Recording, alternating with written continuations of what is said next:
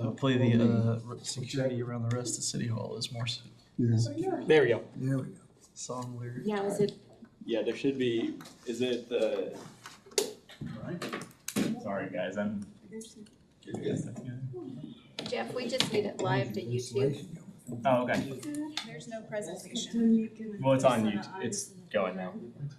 So that's it. You don't need the screen? We won't, no, there's no presentation. Oh, okay, sweet. Thank you, sir. I'm done. Yay. Now, what do we need, are you gonna stick around? or- I'm gonna go right in this room right here, Okay, and I'll keep an eye on it. So okay, if you need me, I'll be right out here. thanks, Jeff. Yeah, thank you. Sorry about that. You're, So we're live you're right good. We're live? Yes. All right. You're good to go. Good afternoon and welcome to the City Council Finance Committee meeting of Thursday, May 15th, 2025.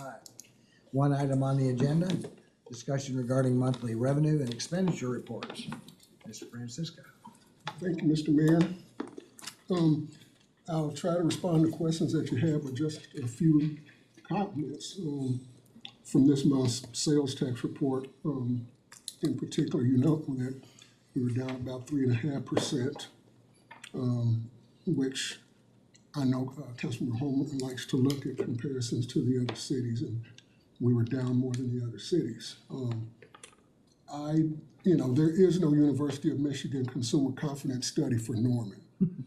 But I think that the overall attitude or consumer confidence in Norman is lower than most. And I think that that's because of our kind of dependence on governmental employment. And there's been a lot of layoffs at Tinker. There's been a lot of layoffs at OU. There's been a lot of layoffs, and fear of layoffs are kind of causing people to pull in their horns, if you will. I fear that that's not a blip or anomaly. I think that's a trend. And as far as Norman is concerned, you know that we historically have tended to lag entry into recessions or emergence from national recessions. But this one, I think we're kind of a leader indicator. I think that nationally speaking, we're moving into a recession, if not in one now. And I just think that the kind of gloom and doom attitude that you see in Norman is holding true for the country, or will hold true for the country. And it just has everything to do with the uncertainty about the national economy and kind of reactionary market reactions to the tariffs and all of those things that are going on nationally. So it's kind of a double whammy effect for us with the governmental layoffs negatively impacting people's attitudes, and then the real impact of what's going on nationally. And we'll see what happens as we move forward. Now, I will kind of temper that with one thing, because nationally, if one believes what a lot of the economists believe, that we are going into a period of stagflation, which means that you're both in a recession during a time when prices are inflating. Inflation at the time of recession. That's very bad for the national economy, but it's not that bad for sales tax. You've heard me say several times that as it relates to sales tax, inflation is good. And so to the extent that that's true, the prices are going to be going up over the next 6 months or so. That could have a positive impact on our sales taxes. So again, this is just my observations based on a lot of history of what happens in Norman, but these are unprecedented times, and so we just really don't know. But I know that a lot of employees have been contacting me about the market impacts on their retirement funds. And I've always tried to say, stay the course. You're still a long-term investor. What goes up comes down. What goes down goes up. And but people don't believe me. No. And I see You can't pay attention to it daily. Yeah. Oh, you'll go crazy. I see a lot of people just putting their retirement fund in the money market, and which is, as a long-term investor, that's a very bad thing to do. but I just know that people are scared, and that's what I see. So Anthony, when the DOGE effect on the national level,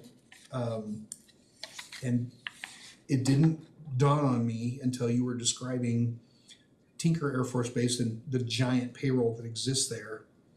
But now translate that to headlines that we've all been reading about Griffin. And what are those employees thinking? How comfortable could they be in going out and, you know, buying a new washer and dryer when they're reading headlines that their agency has got a huge deficit for the current fiscal year, and not a lot of great confidence coming out of the legislature about what the future looks like next fiscal year. And a bunch of those employees live and work in Norman too. So I think there's a lot of validity in just the impact of headlines, positive or negative. Well, that shopkeeper's report that I sent to you, their interpretation of everything was, last year we had a 15% increase in sales, just sales. Now, this year, they're anticipating a 5%. So when it comes to growth in sales and that confidence, that'd be the same word to me. I think a lot of people are reflecting your view. I was just curious, was there a number of jobs? Like, is there a ticker on how many jobs have actually been lost at Tinker, OU, Weather Center, NOAA? And then also to add to that, we have Norman Regional Health System that are turning the hospital around, but I'm curious if that means there might be some reductions there. Have not heard of reductions. We did hear, and typically big organization, OU, the hospital, the city, you can go to the HR portion of their website and look at all the jobs available. And I was told there are no jobs available in Norman Regional Healthcare. That's probably never happened before. So they've just turned that part of the system off. Vacancies occur just from regular attrition, and they're not being filled. So that, yeah, the number of paychecks is shrinking just through normal attrition right now.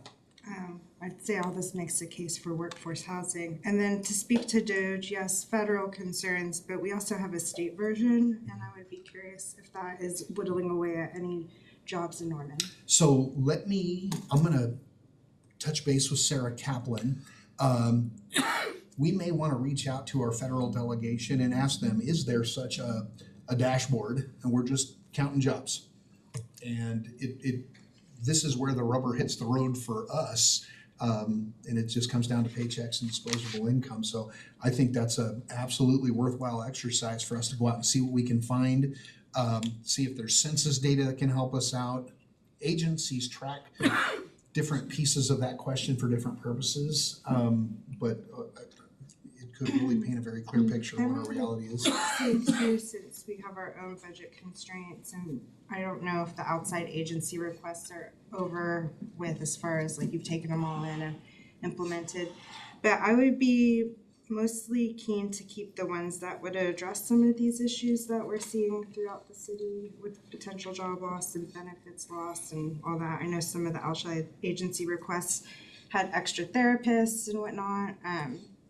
But yeah, those were my thoughts on consumer confidence. Councilmember Grant, there's another component you just described from the state DOGE, and whether it's intentional or unintentional, we just read the headlines about the Department of Mental Health's ability to pay for services rendered by local nonprofits like the Virtue Center.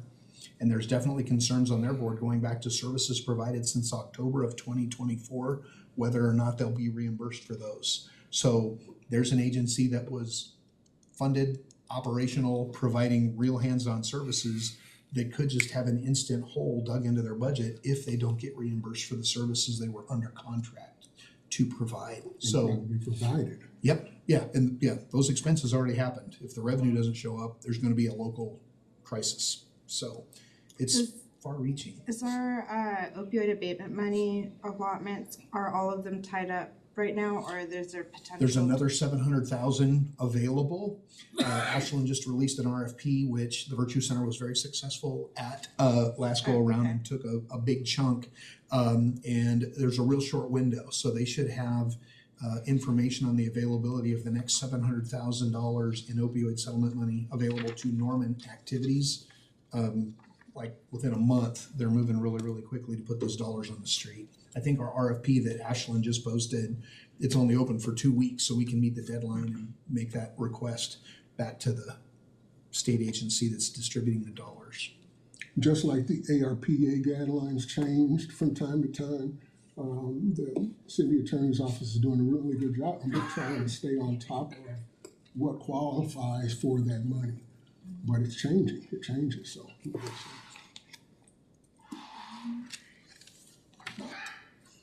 We don't call him Mr. Sunshine for nothing. Yeah, I'm sorry. Norman has been called a company town, and the company is the state of Oklahoma. And to the extent that state government, federal government is cutting back, Norman will be disproportionately affected by that. So that's what we have to be mindful of, and just stay mindful of. You know, the volatility at the state level last year, they set upon a $4 billion surplus.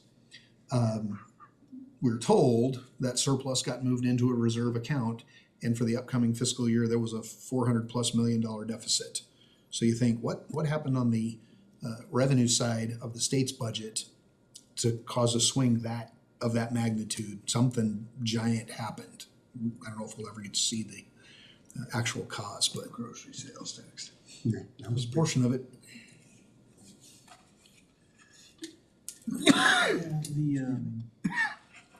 On the city-to-city comparison in the state, I mean, I know the grocery tax thing is factored into it, but the state, I mean, shows a 10% decline year to year or year to date in sales tax revenue. And Edmond is similar to us every month, except for one. They have had every month except for 2, they've had a negative sales tax month over or year to year comparison. So it does look like, I mean, I would say Norman and Edmond are pretty similar in that a lot of government employees live in Norman and Edmond. They have a university too, and so I could see that maybe being a factor in why looks like Norman and Edmond on this are the ones that are kind of getting hit the hardest, and then, but even OKC, Tulsa, Midwest City also, I think is, when you're talking about Tinker, looks like they're negative in most months too. We did see a bump in Mustang's sales tax. They saw a pretty good jump. And in talking with the city manager, I said, did something change? And he said, yep, we opened Chick-fil-A. Oh. And he said, Chick-fil-A opens and the sales tax number jumped. Coincidence? Don't know. And see, a Chick-fil-A in Norman is not Invisible. gonna move. It's not gonna, it moves it in Mustang. Yeah, and then I mean, and as a, like to note every month on the bar chart, the 5-year chart, we're still way above where we were in Pre-COVID. 2019, 2020, and 2021 FYE. And so 2022 is when we started seeing this like 20% increase, and then has sustained in 23 and 24, and so far 25 as well, for the most part, the same like higher level. Because I keep getting asked about the city revenue issue and what's the reason. I said, well, it's not necessarily a lack of revenue. We're bringing in a lot more than we were 5 years ago. And 5 years ago, I wouldn't have predicted that we'd be bringing in this much more revenue today than we were then. But everything has become more expensive in salaries and benefits and all of our projects and all those factors. But one of the questions I did want to clarify about the increase in the bar graph is when we ended the TIF increment in 2019, and that returned $4 million to the general fund from the TIF. Is that, how much of a bump in this graph would that have been? It really wouldn't show up in this graph because it's It was already being it's still collected. revenue being collected. Yeah. So it doesn't, okay, that's what I wanted to make sure that you didn't, that wasn't like a reason why it jumped up, and it stayed is because, oh, we ended that. and- No, Yeah, that's the just big, right from the state right there, and they didn't know we were apportioning it to the TIF. Yeah, so anyway, it's interesting to look at every month. I know like the consumer part still looks dire, but what moves the needle for us if memory serves? Say that again. I know consumer confidence is not great, looks dire, but we have a few things we approved that will be coming online, and would another Walmart or Target or Lowe's move the needle in Norman? Yes, a Walmart and Target, if they were net new, would move the needle. Now, if you're gonna build a Target across the street from the Southside Walmart, how much business went from the Southside Walmart to the new Target? How much business went from the Target in University North Park to the new Target on the south side? So you have to just consider what would be net new, as far as growth. But, and again, here I'm stepping on some toes, but where that new Target might be right on the border of Noble, it's gonna take business from Noble, which is good. That is net new to Norman. Maybe beyond Noble a little bit Well, too, even- since you don't have to go to the other north side of Norman. They're building a lot of houses in Goldsby. There's a lot of effort underway in developing water infrastructure and wastewater infrastructure around Noble. And if land prices are cheaper and housing winds up being cheaper, we would expect to see any population boom that doesn't happen in Norman. If it happens close by, those major shopping needs will be met in Norman. Well, it already is long. Pretty sure it's a Target and Lowe's, and not a new Walmart. So those are typically fairly decent jobs Fairly, for us. relatively good paying jobs, yes, Okay. So maybe a bright spot on the horizon. absolutely.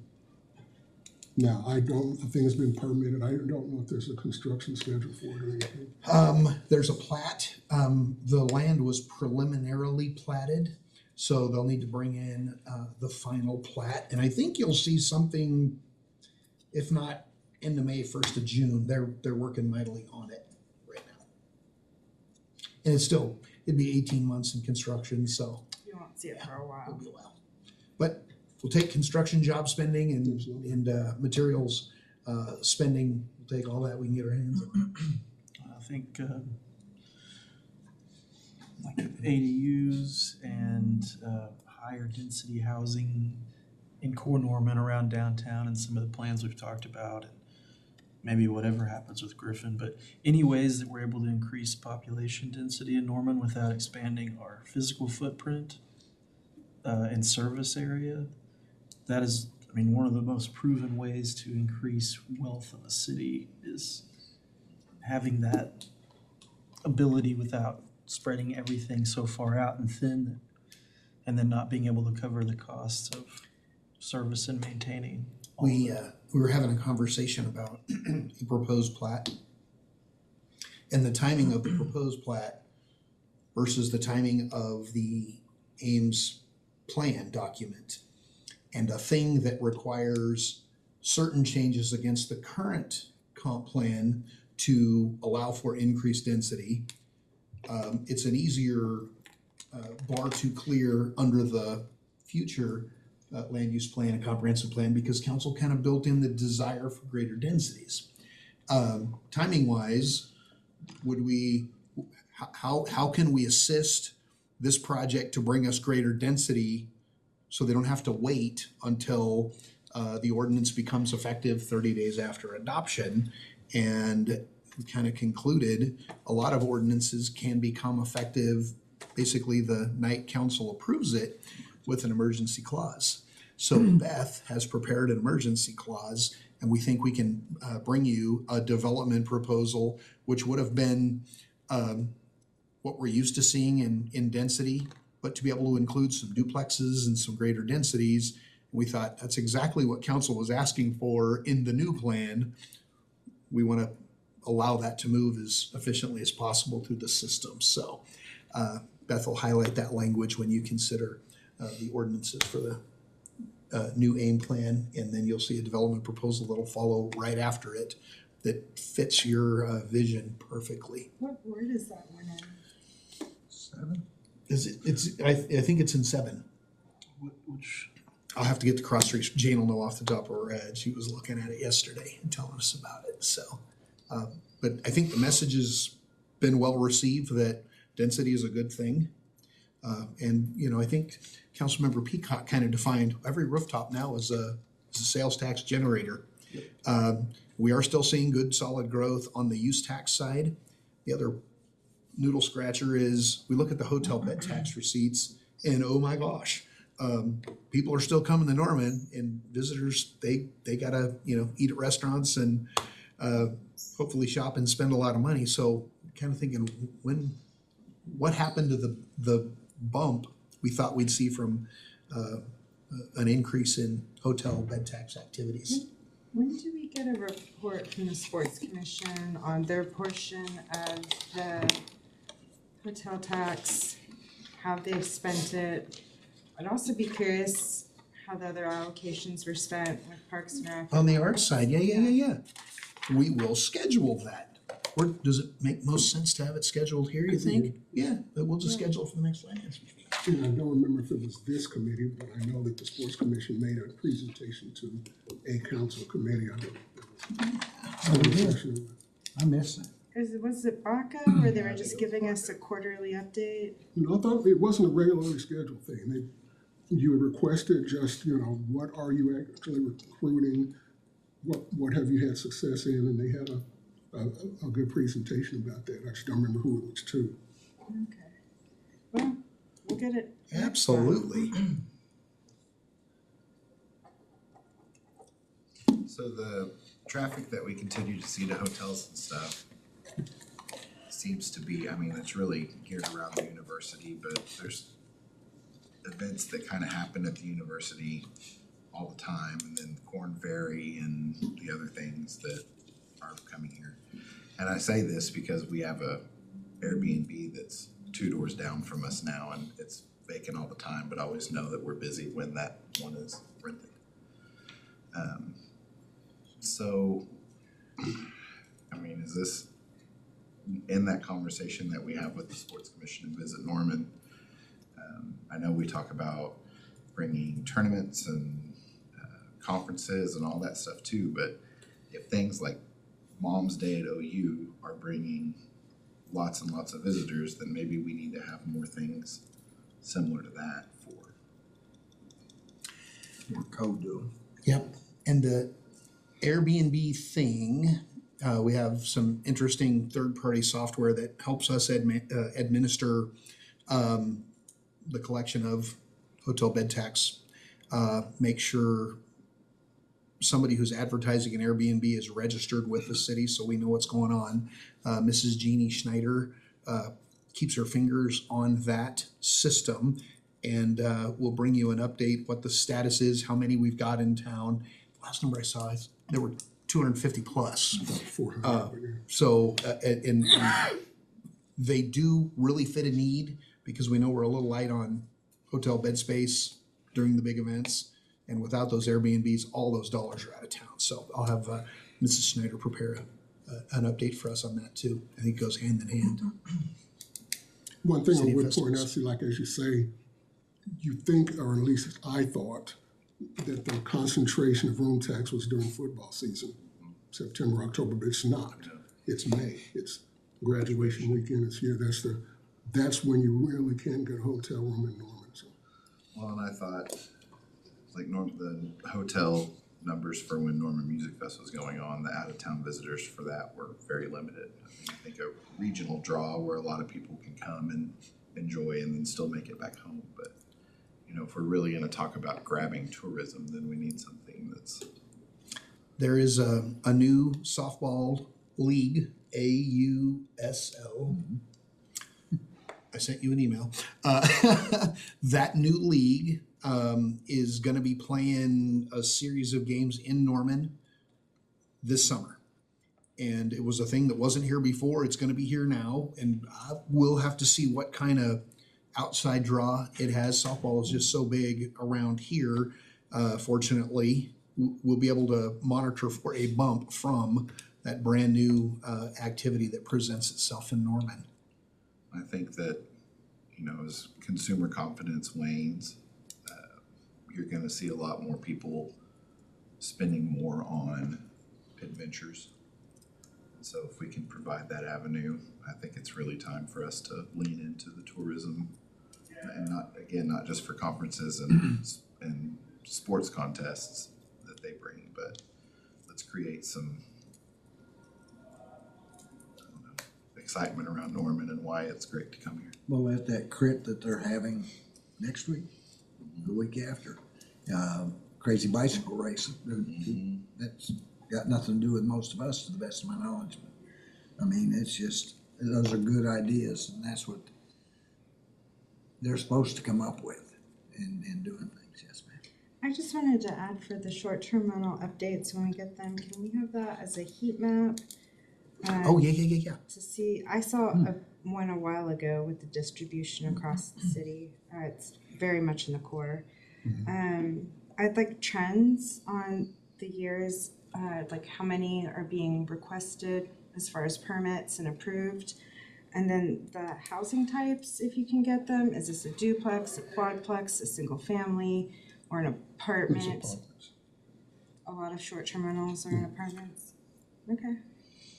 But yeah, that's kind of how I'd like to see that, and then also see what it generated financially, because that was one that we talked about changing the permit fee on.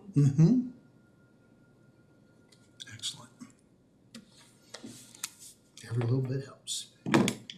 Some of the, I mean, I've been reading a lot about, I don't know how much international tourism that Norman specifically relies on, but there have been really significant steep declines in international tourism to the United States over the last couple of months. And they just posted that in March it was 11.6% drop. And then in some countries like Germany and Spain, it was over 25% drop in visitors from those countries coming to the United States. And I keep thinking about international students at OU and what is the percent of students that are international students, and are they going to be detoured from coming to OU anymore, to coming to Oklahoma, to the United States, period. The impact on universities, us being a university town and a federal government that has a real hostile attitude towards higher education, really all public education and higher education, threatening universities with withholding federal funding if they don't agree to suppress free speech on campus. And so OU seems to be laying low when it comes to those types of fights in Washington, D.C. and the administration, but I do worry about how that impacts a city like Norman that relies so heavily on federal jobs, and then a university that has a lot of international studies and students and tourism if people aren't coming here to visit. So what's that going to look like for us over the next 4 years if it continues on I like know it that has the been the OU last couple administration months? has done a lot of research about that. I don't know how much of that they'd be willing to share. But there are certain of the colleges and schools at OU, the College of Engineering, College of Geosciences, that are heavily dependent on international students.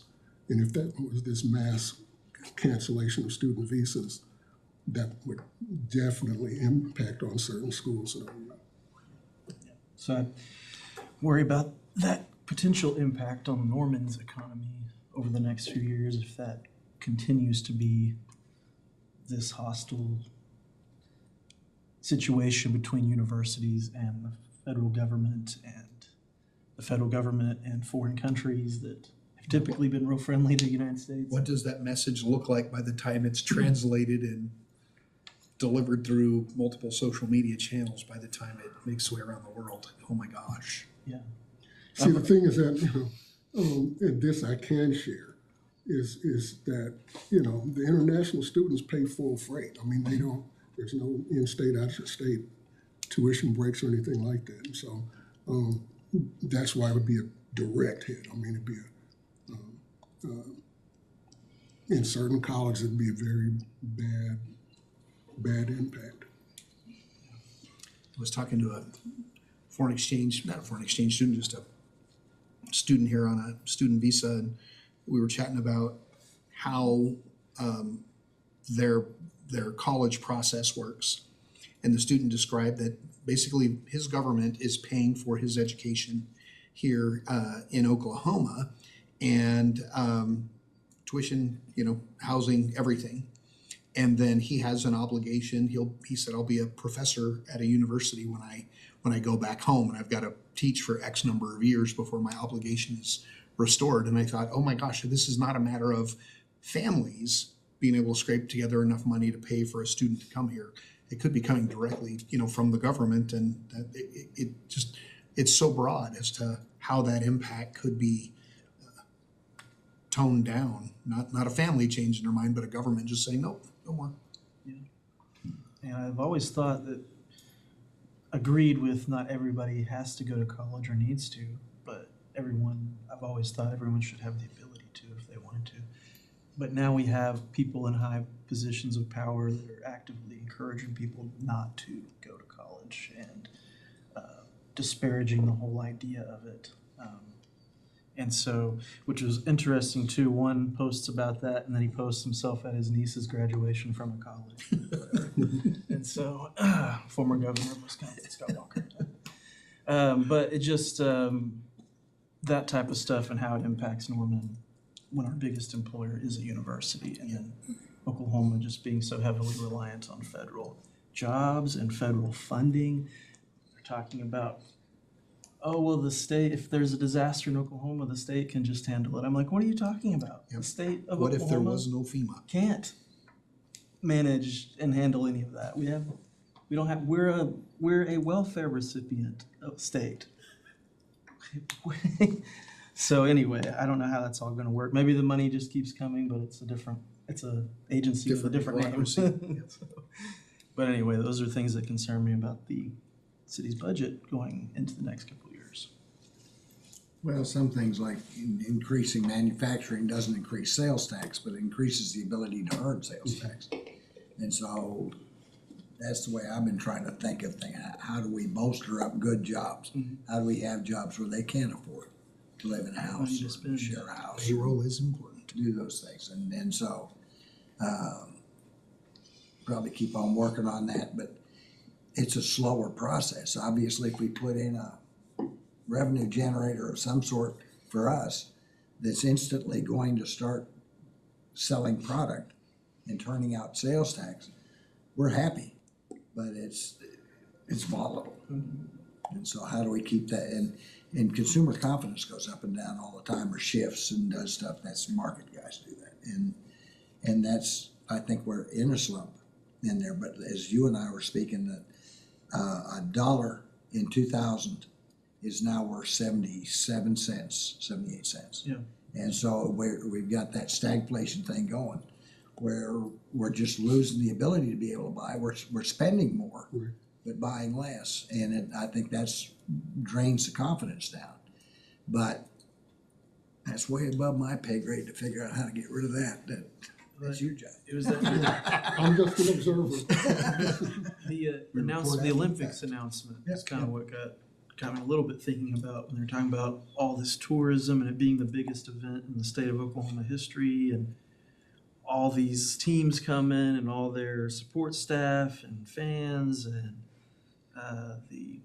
and just thinking, okay, in 2028, the summer of 2028, when those Olympics happen, what's going to be going on? What if some of those countries decide that they're not going to send their teams to the United States because of whatever's going on with the federal government? So, It could be as good as Alabama coming to the University of Oklahoma for a home game every night for 2 weeks in a row. Yeah. It could be that big.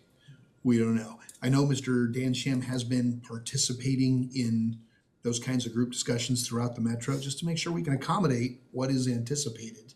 And our ability to make sure we've got our A game on that time frame is going to be mission critical. Yeah. Can we offer amnesty to players, to Olympians that don't wanna go home? City amnesty. yeah. Olympics. Seriously, on, I don't know how much it impacts us in incoming and outgoing, but I would like to see if there's any numbers about Texas discontinuing the Heartland Flyer. Their payment of the Heartland Flyer, what that's gonna look like for the people around here that Is use that the a passenger. done deal? Is that- I think so. It's just not in their budget, Yeah. included in it. I don't think, Oh, I don't wow. think the state has passed their budget yet, but it's, the funding has been cut in the proposed budget, so, but the budget has not been passed finally. So The does final that, version. does that kill that ride, or does it redirect to Kansas City, or? No, that kills that ride. I guess, yeah. You go to Ardmore, back every day. Yeah, would it just go to the Oklahoma line and stop? Yeah. My Not guess much is of a it would come to destination there. Norman and stop, because then the next stop is Gainesville in Texas, so I don't know. I mean, I guess we just we can look into that a little bit more. You know, we've been having the Yeah. federal conversation about the extension of the flyer north to Newton, Kansas, just so we can go east and west. Yeah, fascinating. Yeah, And you got the RTA to add on to that, is that gonna be fiscally, I need that state senator Tallarico. He's pretty cool. I need to get him to put it back in there. Make a motion, make a motion. Yeah, you'd think Texas has tons of money. They should be able to use it. The agency I work for, we helped fund that for a year, I think it was either last year, maybe 2 years ago. Because the legislature did withdraw some of their funding, so, but in North Texas, they felt it was important enough that the regional metropolitan planning organization funded it with other federal funds or local funds that they had to keep that going, so You would think they could argue air quality dollars.